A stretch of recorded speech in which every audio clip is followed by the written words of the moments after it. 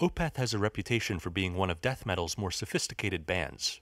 Their music balances the aggressive riffs and death growls that are typical of the genre with more low-key or even acoustic sections that draw from progressive rock, gothic folk, and jazz fusion. This makes them a perfect case study for understanding the esoteric approach to harmony that is often used in extreme metal. However, taking a closer look at the title track of their seminal 2001 album Blackwater Park, it quickly becomes clear that a typical functional analysis is not going to cut it. This song has very few clearly defined chords, and what chords do exist rarely follow the rules of standard functional harmony. There are also many unusual scales used throughout the song, which further complicates things.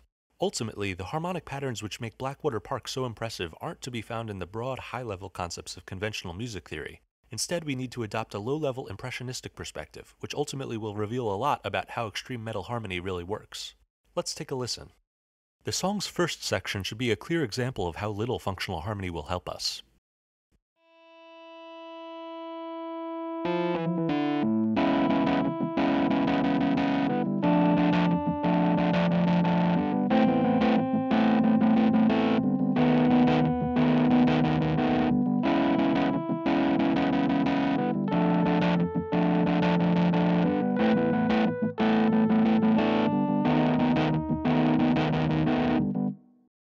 After a 2-beat pickup, we get a repeated cycle of 5 chords: C sharp minor 7, D minor over F, an A minor that quickly changes to an A sus2, and a B7 over D sharp. There are also some open string G major chords played in between these primary chords, but these are more for effect, played with a sort of exaggerated looseness in chord fingering, and don't contribute much to the overall impact of the chord progression. Focusing on the other chords, this first change is particularly angular with a chromatic movement which does not fit into a single diatonic key. In fact, it's clear that there is no overarching diatonic key in this section, though on closer inspection the other chord changes have a slightly more diatonic sound. The D minor over F and A chords all fit into the key of A minor, the A chords in B7 over D sharp all fit into the key of E minor, and the B7 over D sharp and C sharp minor 7 both fit into the key of C sharp minor. Overall, even though the implicit key is constantly changing, each pair of adjacent chords has a degree of compatibility.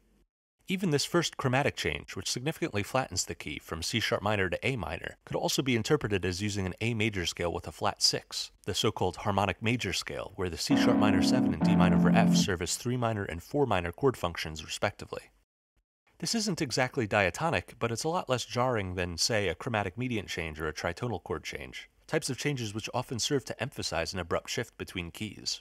Rather, the relationships between the chords here and their relatively slow pacing makes them feel like they should fit together somehow, so as the section repeats, and it does so at length for an almost overlong 24 measures, the ear is continually tempted to figure out a stable harmonic context even though none actually exists.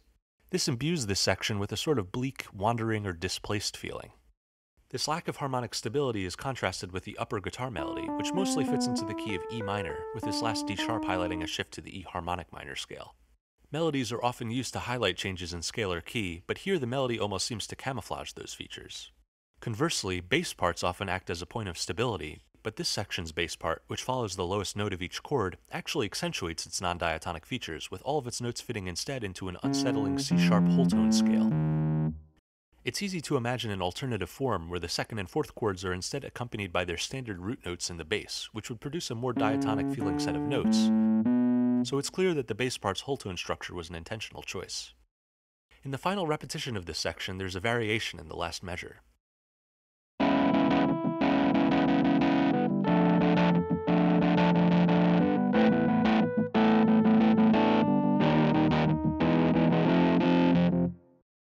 The low D sharp of the B7 over D sharp is enharmonically transformed into an E flat major chord, which slides up through the E major into an F major. Finally, the dissonance of this section becomes more outright, with these chromatic changes defying any sense of scalar consistency.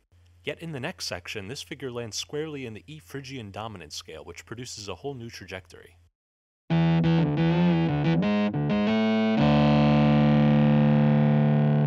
The E Phrygian dominant is the fifth mode of the A harmonic minor scale, and for a brief moment we feel this melody push us up into the A, as if a 5-1 change were about to finally grant us the stable key of A minor. This is even one of the keys we were considering during the previous section. But just as suddenly, this figure lands back down on the D. We don't move forward towards stability, but backward into the hesitant-sounding 4 minor chord. In fact, from here on out, the song tends to gravitate towards D as a root note, though this is less out of harmonic necessity and more just from sheer repetition, with this note being the core of most of this song's riffs. After this transitional measure, the harmony becomes even more twisted, with the main riff incorporating all sorts of borrowed notes.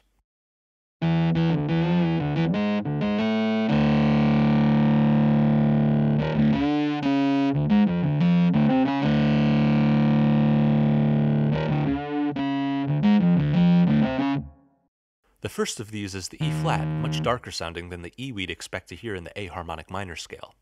Yet the next of these is C sharp, which is much brighter sounding than the C natural we'd expect to hear. The rest of these notes do fit in the A harmonic minor scale, though really we should be looking at this scale as a D Dorian sharp 4 scale, the fourth mode of the A harmonic minor. These in-key notes include a C natural, which leads chromatically upwards into the previously established C sharp. Overall, the E flat and C sharp create a distinct tension, with the bass scale being pulled alternately in flatter and sharper directions. As the section continues, a new guitar figure is placed over the long D power chord that breaks up the repetition of this riff.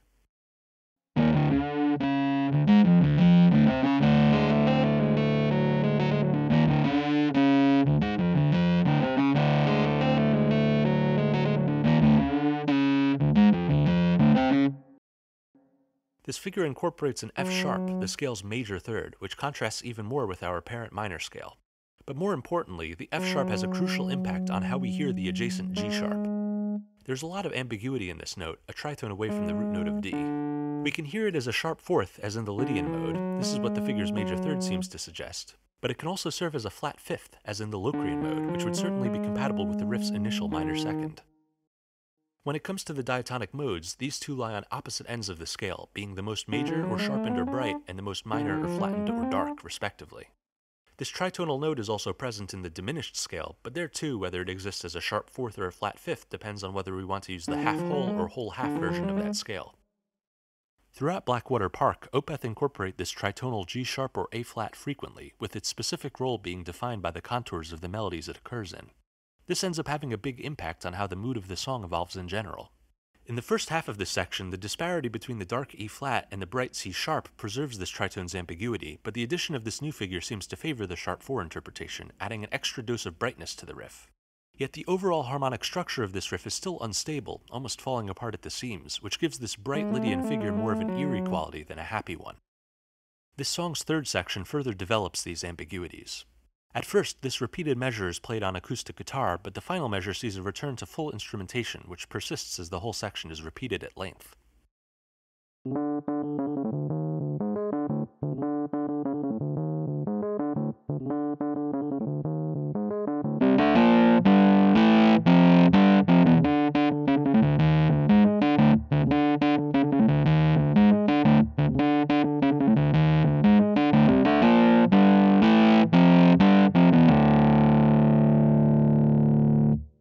This first measure has the same E flat and C sharp as the previous section's riff, but the only other notes are the root note D, the fifth, and the ambiguous tritonal note. By removing the minor third, major third, and minor seventh, notes which have a more straightforward emotional connotation, this repeated measure ends up with a sparse, almost alien chromatic sound. The final measure, in contrast, reverts entirely to the D natural minor scale. The minor scale sounds, of course, sad, but here it's so familiar and consonant that it serves more as a reprieve from the chromatic quality of the preceding riff. Yet in doing so, it heightens the unhinged, brighter yet darker sound of the riff it intervenes in, almost like a quick breath that needs to be taken in between horrified screams. As it happens, this section also introduces the song's first vocal part, which is about as caustic and insane as you'd expect from early to mid-era Opeth. After a few repetitions, this section ends on a D power chord, which slowly fades out as a new, much more atmospheric section begins. This section revolves around a clean guitar passage with very little accompaniment. It uses many of the same harmonic tropes as the previous sections, but is able to establish a very different mood.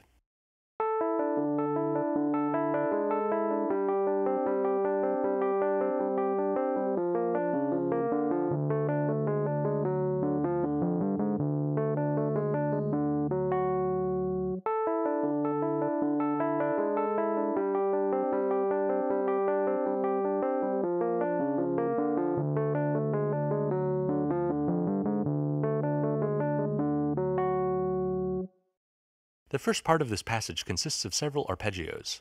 The first is a D sus2, not yet committing to a major or minor sound. The low note of these arpeggios moves up to the A flat, then down to the G, which sort of recalls the D blues scalar Locrian mode, but before it can reach the minor third, the guitar instead switches to some C sus2 arpeggios, still not committing to a major or minor sound. The next chord takes a slightly darker turn. A B flat major, whose low D is approached with a C sharp passing tone, much like a typical flat 6 major chord in the D harmonic minor setting. But just as a minor context is established, the guitar plays a figure that uses the sharp fourth and major third, clearly reminiscent of the Lydian figure used in section 2. Another figure quickly follows, reverting to the D blues scalar Locrian mode, and then yet another which returns again to the Lydian mode, really emphasizing the major third with this final octave.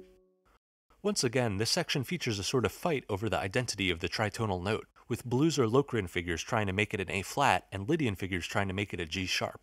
The Lydian mode seems to triumph in the end, and its brighter mood carries over into the less defined suspended chords that kick off each subsequent repetition. Gradually, a pattern emerges. This bright mood is slowly corrupted with darker features before re-emerging suddenly from a brief back-and-forth struggle. This section also features a sort of interlude, with acoustic guitar arpeggios topped by a slow electric guitar melody.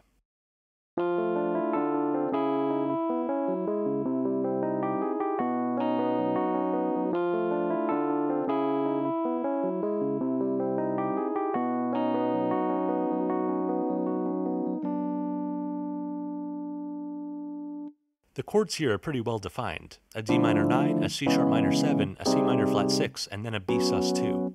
This first chord change is a reversed version of the A section's initial chord change, and now this downward chromatic chord planing continues throughout all 4 chords. The upper guitar melody also moves downward chromatically, harmonizing with the first 2 chords but clashing on the third, a major third over the chord's minor third before becoming a major third over the final suspended chord. Downward chromatic movement has a despairing quality, literally a sense of downfall, but the mismatch between the chords and melody here ends up producing major qualities that mirror the other half of this section. After this interlude, the section repeats from the beginning, though eventually we return to the interlude before proceeding to the next section. The last playthrough traces this downward chromatic pattern to a final B minor chord, played very softly, but nonetheless an omen of what comes next. For all its different moods, section 4 is quite gentle due to its quiet, minimal instrumentation. In contrast, the transition to section 5 is quite a jolt, with a return to extremely heavy riffs.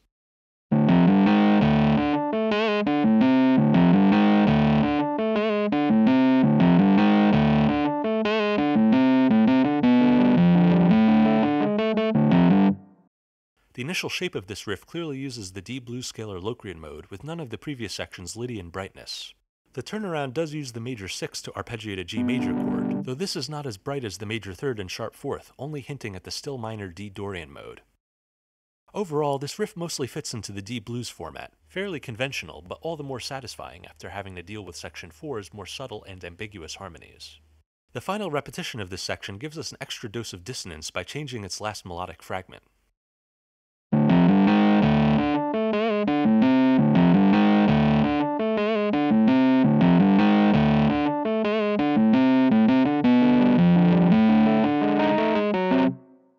This figure uses the minor second of the Phrygian or Locrian modes alongside the major third and sharp fourth of the Lydian mode, a juxtaposition that should be familiar from sections 2 and 3.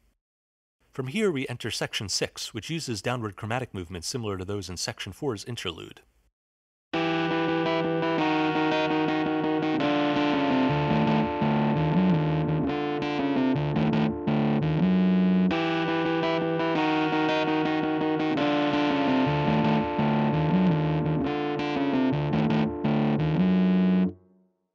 The upper guitar's chords are easily labeled as E minor, E flat minor, and D minor, and under the D minor, the lower guitar prolongs this downward chromatic shape, descending through the C sharp and C as well. This figure lands on some crunchy tritones with a low-pitched slide that emphasizes the F sharp, a major third. But this note coexists with the E flat, a minor second, which suggests a sort of Phrygian dominant context. This can be contrasted with the B sus2 chord at the end of section 4's interlude. It's also approached through chromatic descent, and the upper guitar melody fills in a major third, but the chord itself also uses a major second, which gives it a more relaxed, open sound. Overall, section 6 is a much heavier and more dissonant rehash of some of these earlier concepts. After a few repetitions, we enter section 7, which finds yet another way to recycle earlier concepts.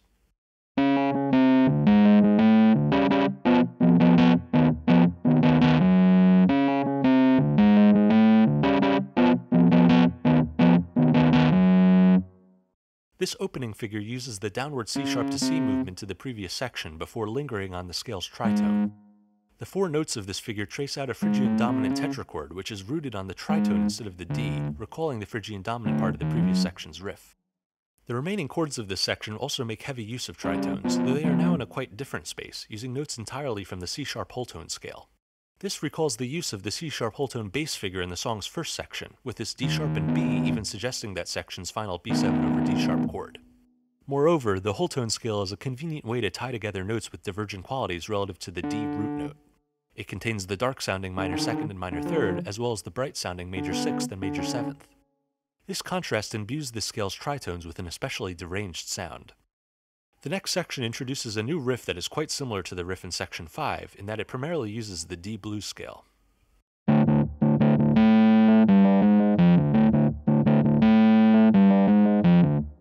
The melodic approach here is a little different, though.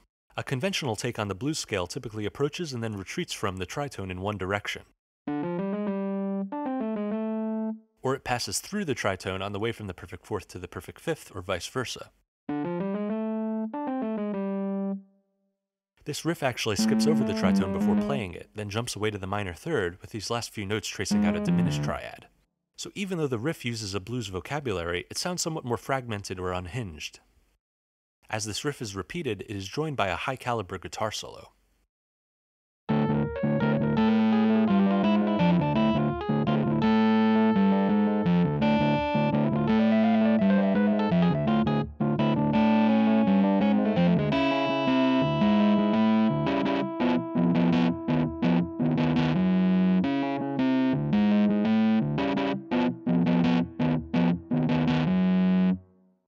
The solo has so many notes that, unlike many of the foregoing riffs, it pretty much needs to apply clearly defined scales.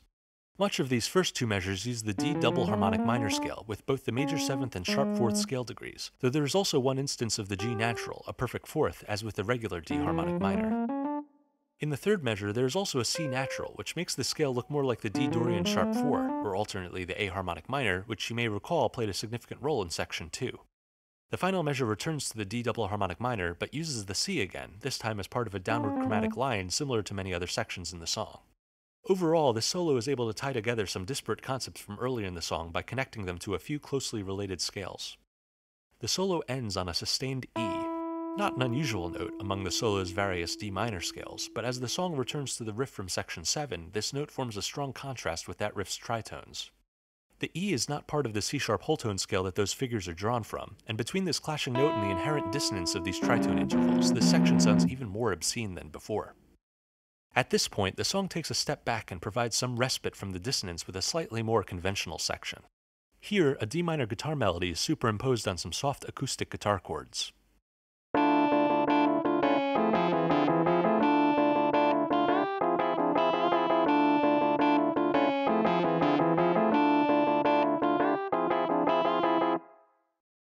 The chords are a D minor 9 and an F minor major 7, a minor to minor chromatic median change which has an almost stereotypically gothic or creepy sound which Opeth employ liberally throughout their catalog. Usually a chromatic median change implies a change in key, but you can also think about the second chord as belonging to the familiar D Dorian sharp 4 scale. In this case, the F's minor third is actually a sharpened second, a G sharpened, not an A flat. The guitar melody follows a similar scale, the D melodic minor sharp 4 scale, emphasizing its major 7th and even tracing out an F augmented triad, perhaps a nod to the use of the C sharp whole tone scale, which in fact contains these notes. There's a bit of a clash between this triad's A and C sharp and the G sharp and C played in the acoustic guitar's F minor major 7th, but because the acoustic guitar is kind of low in the mix, there's less outright dissonance. After a few repetitions, this section gives way to a sudden tonal shift. In this next section, octave-based guitar melodies are accompanied by a droning low D note.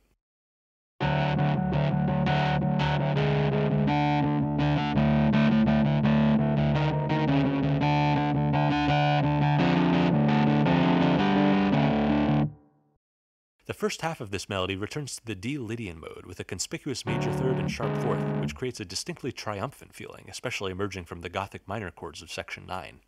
However, the third measure brings back the minor second, which curdles the Lydian scale's bright sound. Then it moves to the major 7th before returning chromatically to the root note. In total, this figure is more or less the central theme of Blackwater Park. It hints at the C-sharp whole tone scale, which has been used in several sections, with two notes which are alternately very dark and very bright, as was emphasized throughout sections 2 and 3. Furthermore, if we loop in the two melody notes in measure 2, we end up with a certain sequence, D, A, E flat, C sharp, which would actually fit perfectly against the chord sequence from section 1.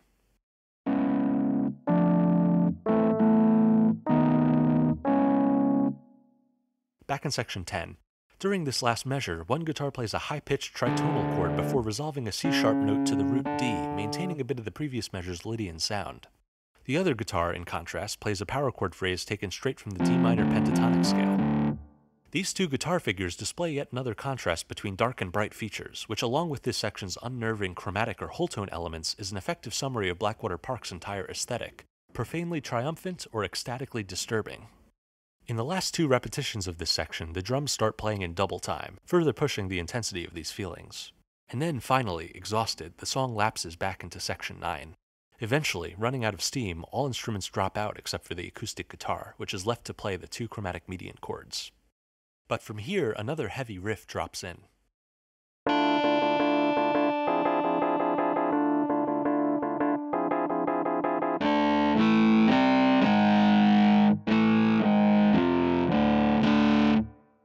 This resembles many of this song's other D blues-based riffs, but now it even omits the perfect fourth, which perhaps better reflects the D Dorian sharp 4 scale.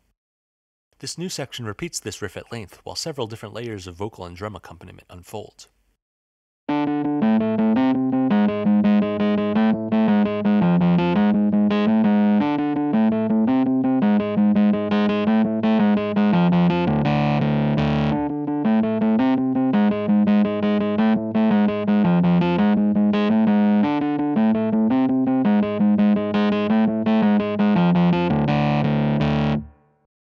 The last few notes of this riff emphasize the D diminished triad, and the section's final variation dives headlong into that territory.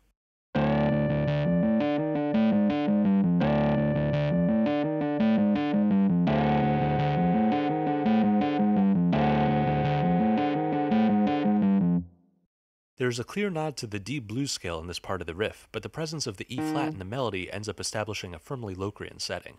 With this being the darkest diatonic mode, it's a fittingly evil-sounding end to Blackwater Park's generally bleak journey.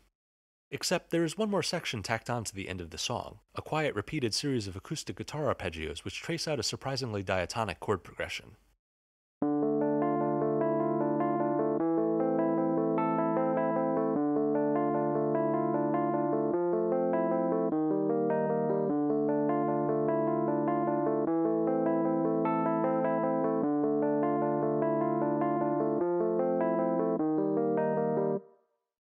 The first four chords, D minor 9, A minor, D minor 9 again, and then F major, fall into the conventional D natural minor key, while the last chord, E flat major, suggests the slightly darker Phrygian mode. This is much more accessible harmonically compared to the rest of the song. We could even assign conventional chord functions to this progression.